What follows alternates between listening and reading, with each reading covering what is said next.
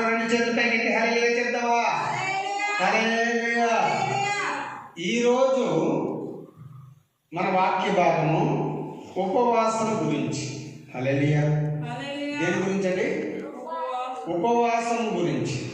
ఉపవాసము గురించి ఎందుకు పాస్టర్ గారు అంటే, ఈరోజు శుక్రవారం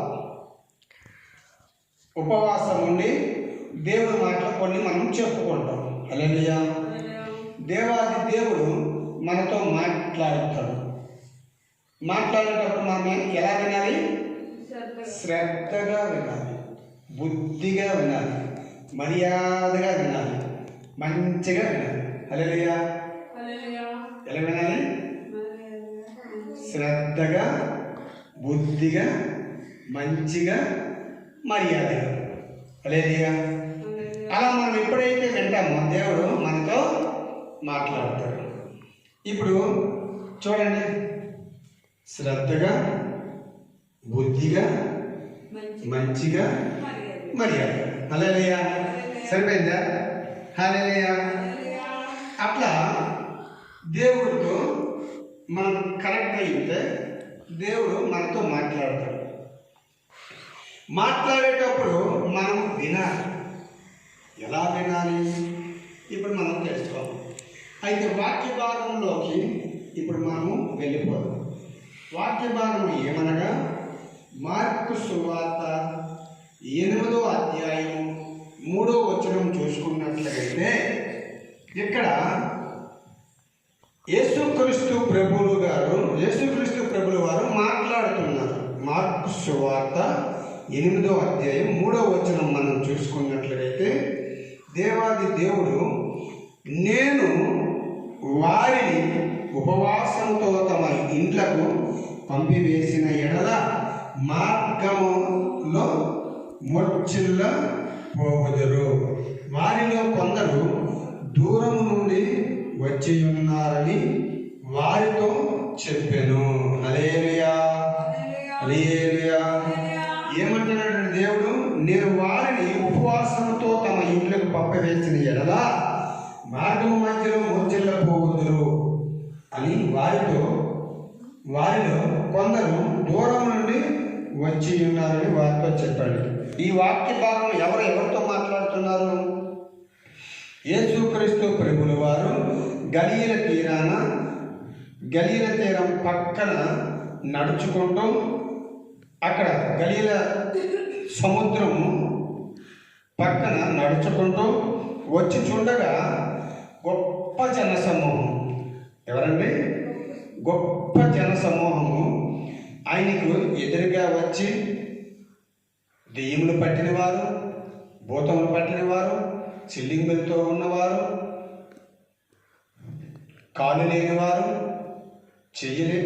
కాలు పని చేయని వారు, చెయ్యలు పని చేయని వారు, కళ్ళు లేనివారు, మోగవారు, వినికిడి లేనివారు, కుష్ఠరోగులు, ఊచ చేయగలవారు, దెయ్యం పట్టిన వారు, వీళ్ళందరూ కూడా అక్కడ ఎదురు చూస్తున్నారు. ఎవరి కోసం ఎదురు చూస్తున్నారు?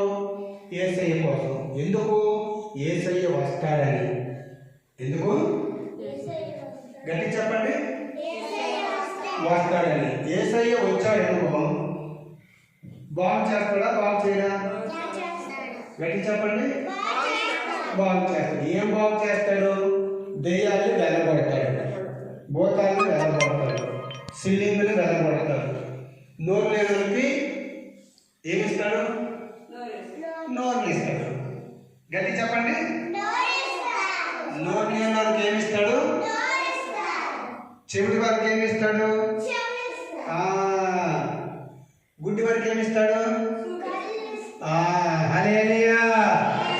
హల్లెలూయా. చూసావా? మీరు గుడ్గాలు అయిపోతున్నారు. చూసావా? అన్నీ మీకు వచ్చేస్తాయి, అన్నీ తెలిసిపోతున్నాయి మీకు. అందుకే రోజు మందిరంకి రావాలి. ఏంటి? రోజు మందిరంకి రావాలి. పాపం ఉమా వాళ్ళు రేపు వెళ్ళిపోతారు. వాళ్ళు ఎక్కడున్నా మంచిగా ఉండాలని మనం ప్రార్థన చేయాలి. అలాగేనా? అయితే దేవాది దేవుడు మాట్లాడుతున్న మాటలు ఏంటి? గలీల సముద్రము పక్క నుండి దేవుడు నడుచుకుంటూ వస్తుంటే వీళ్ళందరూ గుడ్డి వాళ్ళు, సొట్ట వాళ్ళు, కృంటివారు, వీళ్ళందరూ బాధలతో ఉన్నారు, వ్యాధులతో ఉన్నారు, వైరస్లతో ఉన్నారు. వీళ్ళందరూ దేవుడి కాడికి వచ్చి స్వస్థత పొందుతున్నారు. స్వస్థత పొందిన వాళ్ళు ఏం చేస్తున్నారు? మళ్ళా దేవుడి వెనకతలు నడుచుకొని వెళ్తున్నారు. ఎక్కడికి వెళ్తున్నారు? నడుచుకొని వెళ్తున్నారు. నడుచుకొని వెళ్తుండగా ఇప్పుడు నేను, పాస్టమ్మ, మధుప్రియ, మీ నలుగురు, హల్లెలూయా, మనమందరం దేవుడితో నడుచుకొని వెళ్తున్నాం అనుకోండి.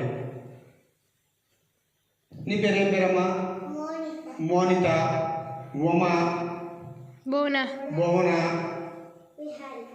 నిహారిక. హల్లెలూయా. మనమందరం కూడా